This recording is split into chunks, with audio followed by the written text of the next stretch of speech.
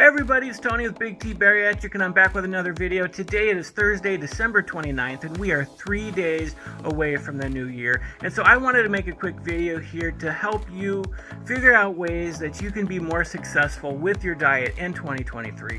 Because if you're like me, you've tried and failed so many times to, hey, I'm going to diet in the next year and I'm going to be successful and I have plans, I'm going to lose all this weight, and then it never happens. Maybe you're successful initially, but then you start failing and you give up on it, and by February you're back to eating the way that you were eating before. So I want to give you 5 tips or 5 strategies that you can use for the new year to help you stay successful on your diet and to keep going, because a lot of it is mental. It's not just physical changes you're going through, but a lot of it is psychological as well. So you don't want to lose your steam because you give up on a diet, you think it's not working, or you just go through all kinds of different things. Maybe you have a difficult year, more difficult than you expected, and so you end up giving up on your diet. You know, a lot of things can happen between now and the end of next year, but if you want to be successful, you need to be prepared in all aspects of your life for it. So tip number 1 is to do your research. There are so many diets out there. You could try Jenny Craig, you can try Weight Watchers, you can try Slim Fast, you could try Keto, you could try Mediterranean. Like, there's so many different diets, the Beachbody diet. But the reality is no matter what diet you try, it can work. There's not a specific diet for a body type out there, and you think, oh, I tried this one, I tried that one, and it failed and it didn't work. Well, there's reasons why that didn't work. As long as you're on a caloric deficit, the diet's going to work, and you likely gave up on it because you stalled, because you had a difficult time, because you felt that maybe the food that you were eating was too restricted. Like, there's a list of reasons why you gave up on a diet, but as long as it's in a caloric deficit, you're going to lose weight on that diet. So, doing your research before you get into it, before jumping in with both feet, it's really going to help you, because you arm yourself with knowledge. You know what to expect. You know the things that other people went through doing that diet. For example, when I did the keto diet, I didn't know what to expect. I was like, oh, okay, I'm just going to restrict my carbs and I'm going to just eat a lot of fat and I'll be good.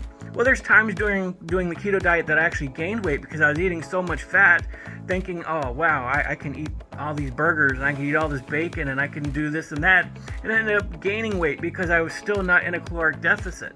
Now, there's some people out there who say you can do keto and not be in a caloric deficit, and that's just not true. As long as you're in a caloric deficit, you can lose weight.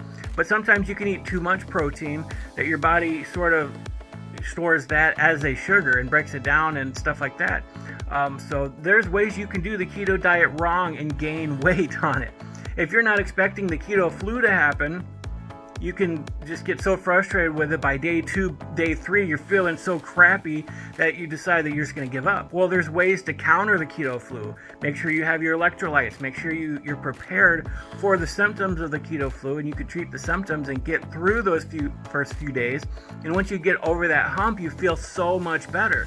So if you know what to expect going into the diet, you know how you're going to feel, you know you're going to struggle initially, that your body's going to sort of want to reject this new diet, and you're going to keep fighting through it, and you're prepared for the symptoms, it's much easier to get through it and to get to the other side and just get to a point where you're feeling so much better because you are eating healthier, your body is more prepared for it, your body did adjust to the new way of eating, and so you're going to be a lot more successful. So know what to expect.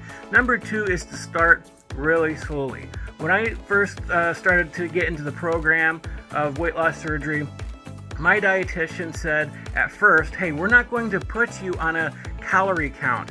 We're not going to tell you what you can and can't eat. We're not going to restrict you immediately. And so I know what you're thinking right now. If you're wanting to get into a diet in 2023, you might be thinking, okay, I have a few days here. I'm just going to binge. I'm going to eat my last favorite foods here, and then once 2023 hits, I'm just going to jump right into it. I'm going to do really well. I'm going to restrict myself. And then what happens? Your body is going to freak out because it's not used to eating this new way that you're trying to force onto it. So your mind mentally your body physically, like it's all going to react negatively because you go from eating one way, you've been eating that way for a very long time, and suddenly you're doing something new, and your body's just going to reject it, and you're going to fail because that shock that you're going to go through is going to be so horrible. And it's going to feel like you got sick, you're going to get the flu, sort of like a keto flu even. Your mind isn't going to know what to do because it relied on sugar, your body relied on sugar, and so it's going to struggle. It's almost like going through withdrawals. If you are taking a certain drug for a long period of time and then you stop doing that drug, your body's going to go through withdrawals, and that's the exact same thing that's going to happen when you get into your diet. So you need to be prepared for that and start slow. So again, what my dietitian was saying at first is, let's start making some better decisions at first. Don't worry about caloric deficit at first. Don't worry about cutting everything out of your diet immediately. Let's make some better decisions. Instead of having this, have that. Maybe work on cutting soda out of your diet completely. I know there's diet sodas out there. If you want to start drinking diet soda instead of regular soda, that can be a good first step. But eventually you want to get to a point where you cut soda out of your diet completely. Instead of getting regular ground beef, maybe get leaner cuts of ground beef. Maybe start adjusting to eating turkey instead of ground beef and beef, other beef products. Just start doing things like that. Maybe for a snack, instead of having salami and summer sausage and stuff like that, maybe get turkey sticks. That's one of the things I started eating, was turkey sticks. If you like yogurt and stuff like that, get Dannon Light and Fit, which is really good. It tasted great to me. A lot of people said that it didn't taste good, but for me, they tasted really awesome. Get a Greek yogurt Dannon Light and Fit, and it's very, very limited calories and limited sugar, and so that will help you out instead of getting the full sugar variety. So start slow. Don't just put your body into that shock that you're changing all of your diet, and then suddenly you're not going to figure out, you're not going to know what to do, and it's going to hurt, it's going to suck. So, but you should also be prepared for that too. When you start making changes, your body's going to react differently. Number 3, understand the stalls are going to happen. Another reason why a lot of diets are not successful is because you stall out and you think suddenly, oh, the diet's not working, the scale is not moving. And I had that experience. I've chronicled it many times here on this channel, where even after weight loss surgery, I stalled. And that's because you initially lose a lot of weight, and that initial weight loss is water. Your body is freaking out. When you eat a lot of carbs, your body holds on to water and it stores it. And then as soon as you stop eating so many carbs and you change your diet, your body releases all that water. And so you think you're losing a lot of weight, and then it stops.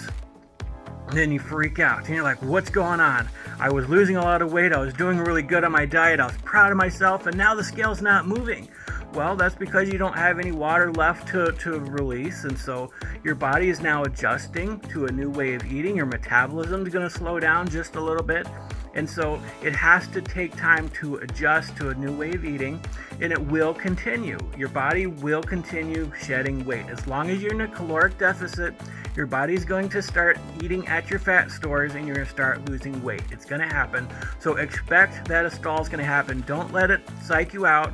Don't let it stop you from doing a diet, and then you suddenly think that it's not working any longer. It is going to work. As long as you're in a caloric deficit, you will lose weight. So give it some time. Be patient. Be patient with it.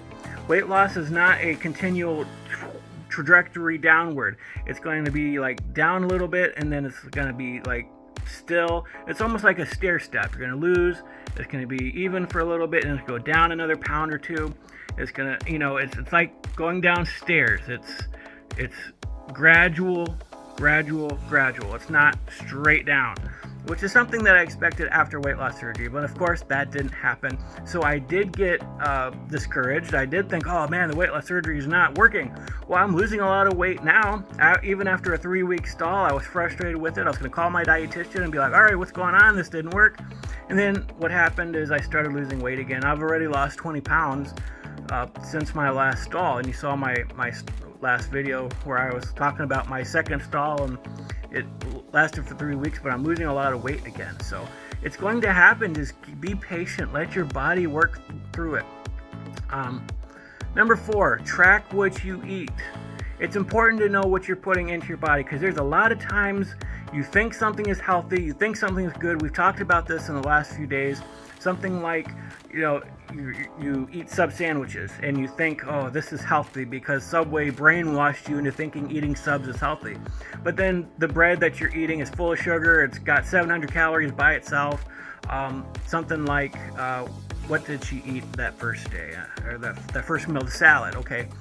If you eat a salad and you drench it in ranch dressing and you delude yourself into thinking that you're eating healthy because you're having a salad, but it's iceberg lettuce, which has no nutritional value, and you cover it with croutons and everything else, you're not eating healthy. So you need to track what you're eating. If you have 2 tablespoons of ranch dressing on your salad, you need to track that. You need to know exactly how much sugar, how much carbs you're taking in at that moment. If you're eating meat, especially, a lot of times we have big portions with meat. Meat can be one of those things where, you can eat a lot of chicken and, the calories can be down, the fats can be down, but if you eat a huge steak, you're going to be surprised at how many calories that you're eating.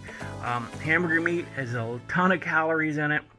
I mean, there's times where I saw a burger patty had like 20 carbs in it. And I'm like, where's the carbs coming from? They put a lot of fillers in certain meats. So you got to be careful. You got to know exactly what you're eating.